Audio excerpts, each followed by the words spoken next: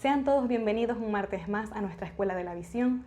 Continuamos con nuestra serie ADN, así que prepare sus notas y disponga su corazón para seguir aprendiendo del carácter de nuestro gran Maestro Jesús.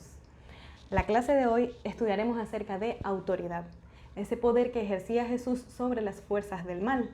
Así que para comenzar, encontramos que autoridad significa la libertad para actuar, para hacer algo, facultad o derecho de mandar o gobernar a personas que están subordinadas, es decir, que dependen o están sometidas a la orden o a la voluntad de otros.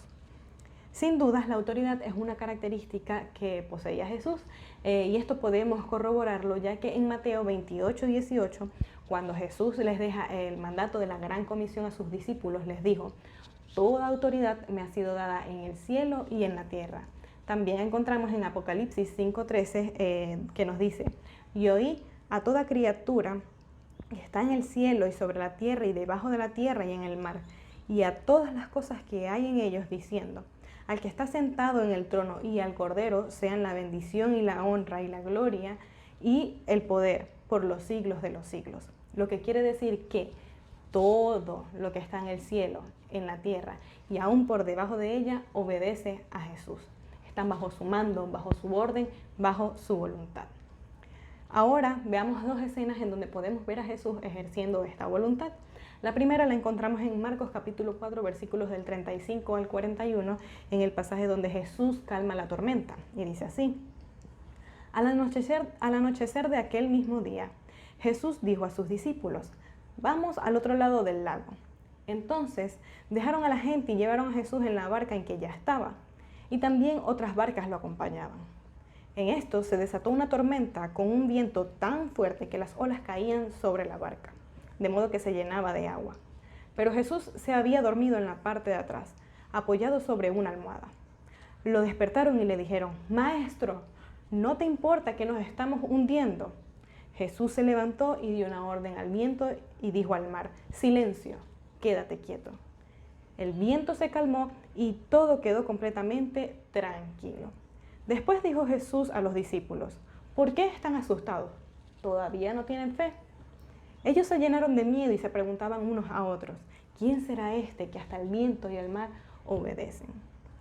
El segundo escenario lo encontramos en Marcos 5, desde el versículo 1 al versículo 20, el endemoniado gadareno. Y dice así: llegaron al otro lado del lago, a la región de los Gadarenos. En cuanto Jesús se bajó de la barca, se le acercó un hombre que tenía un espíritu impuro. Este hombre había salido de entre las tumbas porque vivía en ellas. Nadie podía sujetarlo, ni siquiera con cadenas, pues, aunque muchas veces lo habían atado de pies y manos con cadenas, siempre las había hecho pedazos, sin que nadie lo pudiera dominar. Andaba de día y de noche por los cerros y las tumbas, gritando y golpeándose con piedras. Pero cuando vio a Jesús a lo lejos, echó a correr y poniéndose de rodillas delante de él, le dijo a gritos: no te metas conmigo, Jesús, Hijo del Dios Altísimo. Te ruego por Dios que no me atormentes.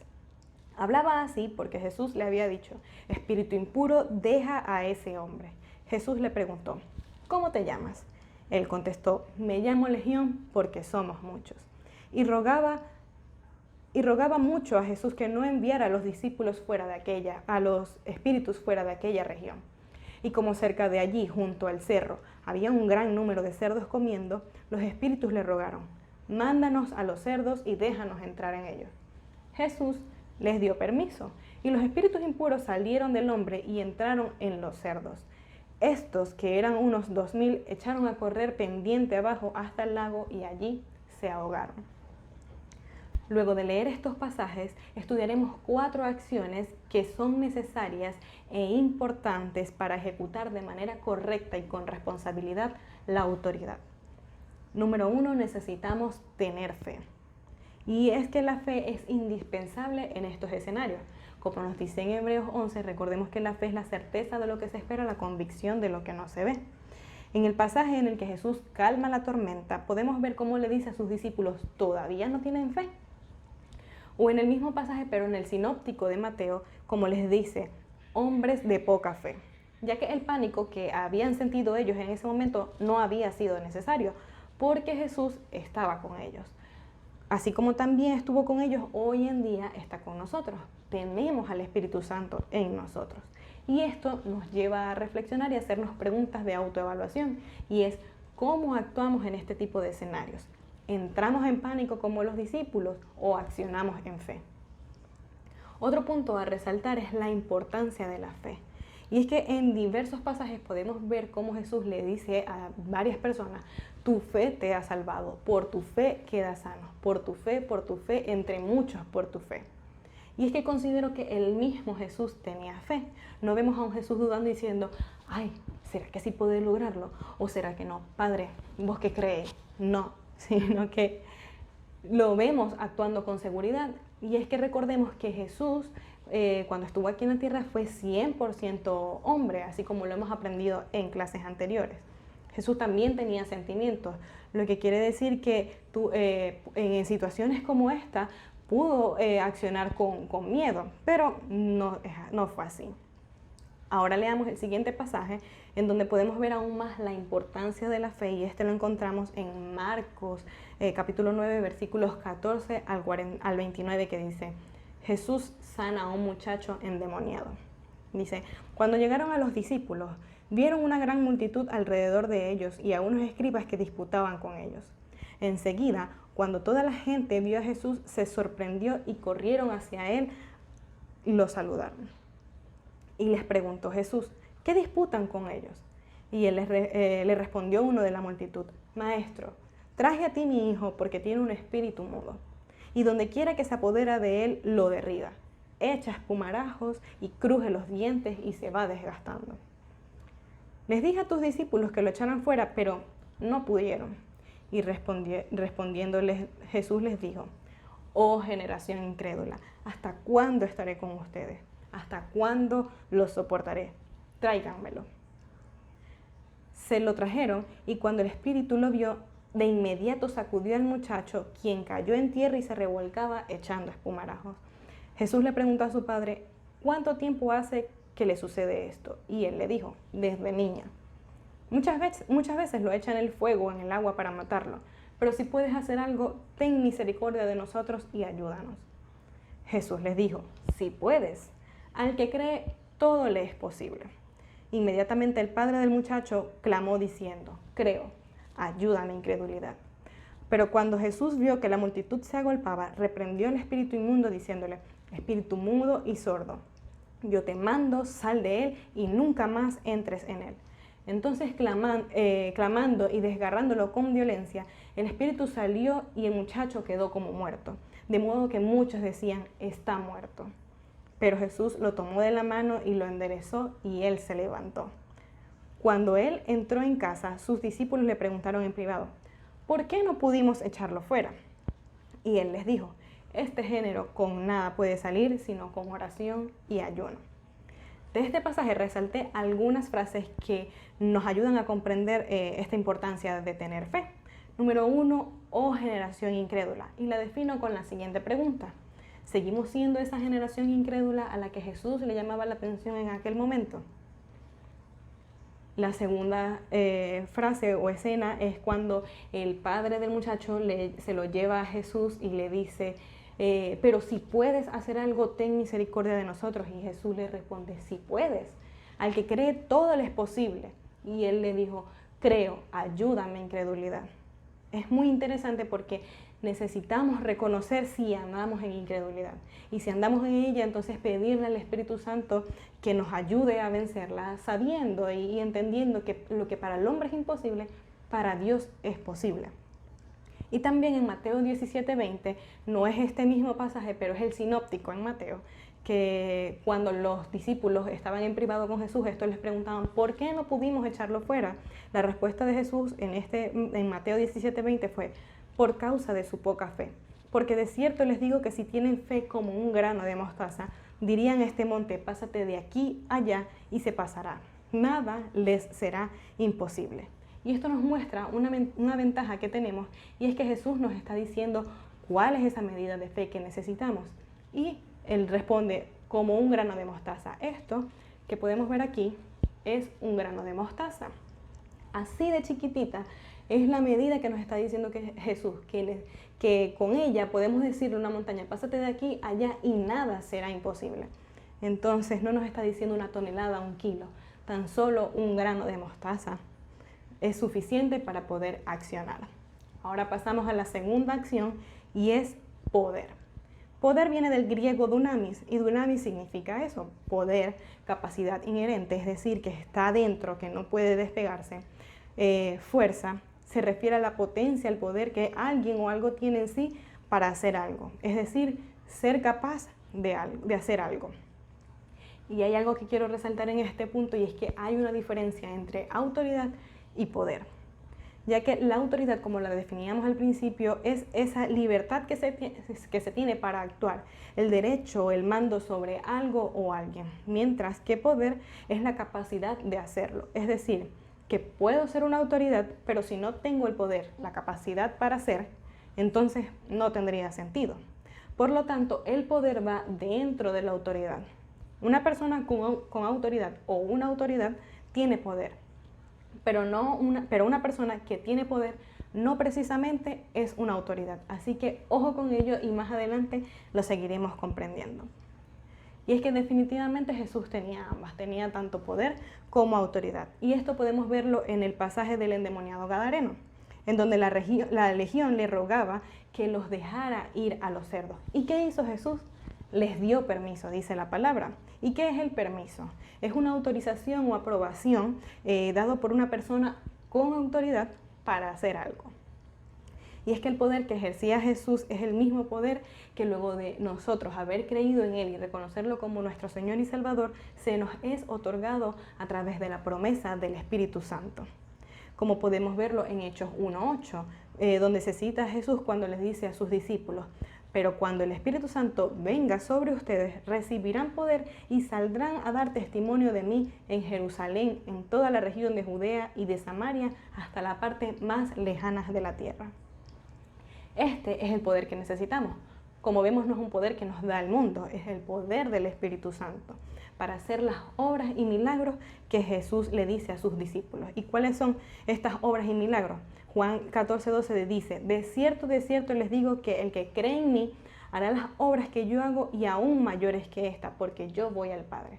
Estas obras las encontramos en los evangelios. En Mateo 10:8 dice, sanar enfermos, limpiar leprosos, resucitar muertos, echar fuera demonios, dar de gracia de lo que de gracia hemos recibido. Lucas 9:1 nos dice, Jesús reunió a sus 12 discípulos y les dio poder y autoridad para expulsar toda clase de demonios y para curar enfermedades. Los envió a anunciar el reino de Dios y a sanar enfermos. Marcos 16, versículos 16 y 17 dice, y estas señales acompañarán a los que creen en mi nombre, expulsarán demonios, hablarán nuevas lenguas, tomarán en las manos serpientes, y si beben algo venenoso no les hará daño. Además, pondrán las manos sobre los enfermos y estos sanarán. Estas obras y milagros siguen estando vigentes hoy en día para los discípulos de Jesús, para seguir testificando en su nombre y dando de gracia de lo que de gracia Él nos ha dado. Pero una vez que tenemos fe, que tenemos autoridad, no podemos salir desordenadamente a utilizarlo como mejor nos parezca, a querer impresionar por aquí o por allá, a lanzar flechas al aire, sino que necesitamos ser ordenados, prudentes y precisos al momento de ejecutarlo. Y para ello quiero que recordemos el pasaje del joven endemoniado cuando su padre se lo lleva a Jesús. Los últimos dos versículos nos dicen... Los últimos dos versículos fue cuando los discípulos le preguntan a Jesús que por qué no pudieron expulsar a este demonio. Y la respuesta de Jesús allí en este pasaje fue, porque este género con nada puede salir sino con ayuno y oración. ¿Y a qué nos suena esto? Y aquí la tercera acción, y es intimar. Intimar significa, según la Real Academia Española, establecer con alguien una relación de confianza y amistad. Y es que nos es necesario establecer una relación de confianza y amistad con nuestro Dios. Y no solo establecerla, ojo con esto, no solo establecerla, porque hoy en día yo puedo establecer una empresa, pero esta mañana puede cerrar, sino que nos urge mantenerla. nos urge mantenerla. En Juan 15, versículos 14 y 15 nos dice, ustedes son mis amigos si hacen lo que yo les mando. Ya no los llamo más siervos, porque el siervo no sabe lo que hace su señor, pero los he llamado amigos porque les he dado a conocer todas las cosas que oí de mi Padre. Allí encontramos cómo podemos ser amigos de Jesús, cómo podemos establecer y mantener esta relación de confianza y amistad. Y la directriz a seguir es si hacemos lo que nos manda, si hacemos su voluntad, si nos mantenemos apegados a su palabra, al cumplimiento de sus mandamientos, como encontramos en Colosenses 2, 6 y 7. Dice, por tanto, de la manera que han recibido a Cristo Jesús el Señor, así anden en Él, firmemente arraigados y sobreedificados en Él, confirmados por la fe, así como han sido enseñados, abundando en acciones de gracia. También en Josué 1:8 nos dice, nunca se aparte de tu boca este libro de la ley, más bien, medita en él de día y de noche, para que guardes y cumplas todo lo que está escrito en él. Así tendrás éxito y todo te saldrá bien. También en Santiago 1:22 nos dice, pero sean hacedores de la palabra y no solamente oidores, engañándose a ustedes mismos. Ejemplo de ello tenemos con Jesús. En diversos pasajes en los evangelios encontramos que Jesús se apartaba a orar al Padre. Es que muchas veces queremos tener esa autoridad y ejercerla.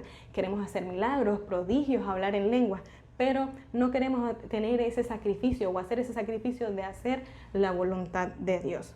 Nos queremos quedar durmiendo como hacían los discípulos, que mientras Jesús les decía, manténganse orando, velen, velen. Y ellos cuando llegaba a Jesús estaban durmiendo. Entonces la intimidad es indispensable, ya que para poder ejercer la autoridad necesitamos ser guiados por el Espíritu Santo. Como decía anteriormente, no podemos salir desordenadamente a lanzar flechas al aire. Y esto solamente podemos lograrlo con la dirección del Espíritu Santo en intimidad. Y otro punto a resaltar es que necesitamos ser reconocidos. ¿Y qué es reconocer? Es distinguir o identificar a una persona o una cosa de otras por una serie de características salientes propias. Es decir, conocer su identidad y su naturaleza. Necesitamos ser conocidos y reconocidos por Dios. Recordemos el pasaje donde Jesús dice en Mateo 7, del 21 al 23, no todo el que me dice Señor, Señor entrará en el reino de los cielos, sino el que hace la voluntad de mi Padre, que está en los cielos. Muchos me dirán en aquel día, Señor, Señor, ¿no profetizamos en tu nombre? ¿En tu nombre no echamos demonios? ¿Y en tu nombre no hicimos muchas obras poderosas? Entonces yo les declararé, nunca los he conocido, apártense de mí, obradores de maldad. Es bastante rudo, pero solo podemos ser reconocidos si hacemos la voluntad del Padre. Y esta solo podemos conocerla en intimidad. Por otra parte, también necesitamos ser reconocidos en las tinieblas. En Hechos 19, del versículo 11 al 16, nos relata que Dios hacía milagros extraordinarios por medio de las manos de Pablo. De tal manera que hasta llevaban pañuelos o delantales que habían tocado su cuerpo para ponerlos sobre los enfermos, y las enfermedades se iban de ellos, y los espíritus malos salían de ellos. Pero también algunos judíos exorcistas ambulantes se pusieron a invocar el nombre del Señor Jesús sobre los que tenían espíritus malos, diciendo, les conjuro por el Jesús que Pablo predica. Como podemos ver así como por allá a lo lejos, el Jesús que Pablo predica. Y estos eran 7 hijos de un tal Esceva, un judío principal de los sacerdotes, los que hacían esto. Pero el espíritu malo respondió y les dijo, a Jesús conozco y sé quién es Pablo, pero ¿ustedes quiénes son? Yo me imagino que ellos quedaron en 4 bloques. Y es que el hombre en quien estaba el espíritu malo se lanzó sobre ellos, los dominó a todos y prevaleció contra ellos de tal manera que huyeron desnudos y heridos de aquella casa. Como vemos, no fueron reconocidos para nada y por el contrario, fueron burlados y hasta afectados por dichos espíritus. Así como también estas situaciones pueden escaparse de nuestras manos, como les ocurrió a los discípulos cuando solamente el género del muchacho endemoniado salía con oración y ayuno. Esta situación puede ocurrirnos a todos si no establecemos y mantenemos nuestra intimidad, nuestra relación con Dios. Podemos ver cómo Jesús es reconocido por las tinieblas en la parte del endemoniado gadareno, y esta parte me encanta mucho porque vemos, número uno, cuando los demonios se postran ante Jesús, se ponen de rodillas. Número dos, le dicen: no te metas conmigo, Jesús, Hijo del Dios Altísimo. Y número tres, te ruego por Dios que no me atormentes. Cuando leía esta parte me causaba muchísima gracia, porque yo decía, ve el chiste, ¿eh? Y que te ruego por Dios que no me atormentes. O sea, es que ellos conocían quién era el papá de los helados. Y entonces esto me causaba mucha risa. ¿Y por qué conocían que Jesús era su autoridad? Porque Jesús tenía y tiene el dominio total y absoluto sobre ellos. Por ello, ahora pasamos a la cuarta acción, pero no por ello menos importante, como lo es el dominar. Y encontramos que dominar es tener e imponer la supremacía o superioridad en cuanto al poder, la autoridad, la fuerza, entre otros, sobre algo o alguien. Y es lo que definitivamente tenía Jesús, ya que al morir y resucitar, venció en la cruz y por lo tanto Satanás y todo el mundo de las tinieblas está vencido. Esto podemos corroborarlo en Hebreos 2:14, donde dice: los hijos de una familia son de carne y hueso. Por eso Jesús se hizo de carne y hueso, al igual que ellos. Solo así pudo morir y con su muerte derrotar al diablo, quien tenía el poder de la muerte. Colosenses 2:15 nos dice: y despojando, es decir, venciendo a los principados y a las potestades, los exhibió públicamente, triunfando sobre ellos en la cruz. Efesios 1:19-21 nos dice: verán también lo grande que es el poder de Dios, que Dios da a los que creen en Él. Es el mismo gran poder con el que Dios resucitó a Cristo de entre los muertos y le dio el derecho de sentarse a su derecha en el cielo. Dios ha puesto a Cristo por encima de cualquier gobernante, autoridad, poder y dominio, tanto en este mundo como en el venidero. Efesios 2:6 nos dice: y juntamente con Él nos resucitó y asimismo nos hizo sentar en los lugares celestiales con Cristo Jesús. ¿Qué nos muestran todos estos versículos? Que existe una jerarquía de poderes espirituales bajo la dirección del diablo y que son los verdaderos enemigos de los creyentes, como nos los muestra el apóstol Pablo en Efesios 6:12, que nos dice que nuestra lucha no es contra carne ni sangre, no es contra personas, sino que es aquí los cuatro poderes espirituales, sino contra principados, potestades, contra gobernadores de las tinieblas de este siglo y contra huestes espirituales de maldad en las regiones celestes. También que Satanás y sus espíritus malvados tienen poder, pero Cristo los ha vencido. Y por lo tanto, todos y cada uno de ellos están sometidos bajo su dominio, y es decir, que todos obedecen las órdenes de Cristo. Otro punto es que si permanecemos en Cristo, podemos hablar en su nombre y las potestades de las tinieblas tienen que obedecernos, ya que, como pudimos ver en los pasajes anteriores, ellas reconocen la autoridad de Cristo, que es la misma que actúa a través de nosotros, y que la victoria de Cristo también es nuestra. Como conclusión, entonces, podemos decir que debemos tener fe, reconociendo y venciendo toda incredulidad, todo temor, toda duda, sabiendo que esto no viene de Dios. Y que por el contrario, al dudar, entonces anulamos su poder sobre nuestras vidas. Así como también que solamente necesitamos como mínimo el tamaño de un grano de mostaza, de fe, como el tamaño de un grano de mostaza, para poder hacer estas mismas obras que Jesús hizo y actuar con seguridad. Número 2, una vez que hemos creído en el Espíritu Santo, en Él, y el Espíritu Santo ha venido sobre nosotros, no tenemos cualquier poder sino su poder. Es decir, que estamos capacitados para accionar y hacer las obras que Jesús hizo y aún mayores que estas. Número 3, necesitamos establecer y mantener nuestra intimidad con Dios, hacer lo que Él nos demanda, de manera que lleguemos a ser sus discípulos y amigos. que seamos reconocidos en el cielo y en las tinieblas y podamos ser guiados bajo la dirección del Espíritu Santo para así poder ejercer su autoridad con responsabilidad y sin ser avergonzados ni afectados. Número 4. Cristo ha vencido en la cruz a las fuerzas del mal. Al morir y resucitar, por lo tanto, Él es Señor, autoridad y tiene poder y dominio sobre todo lo que existe en el cielo, en la tierra y aún por debajo de ella. Todo esto y junto con Él nos ha hecho partícipes también. Por lo tanto, entonces no tenemos nada que temer. Tener autoridad de Cristo quiere decir que poseemos el derecho y la libertad para actuar como sus representantes. Podemos hablar y actuar en su nombre entendiendo esta autoridad que se nos ha sido otorgada, que nos pertenece. Esta ha sido la clase de hoy. Espero que sea de mucha bendición, mucho provecho para todos, que podamos ponerla en práctica, que recordemos estas 4 acciones súper importantes y nos vemos entonces en una próxima oportunidad.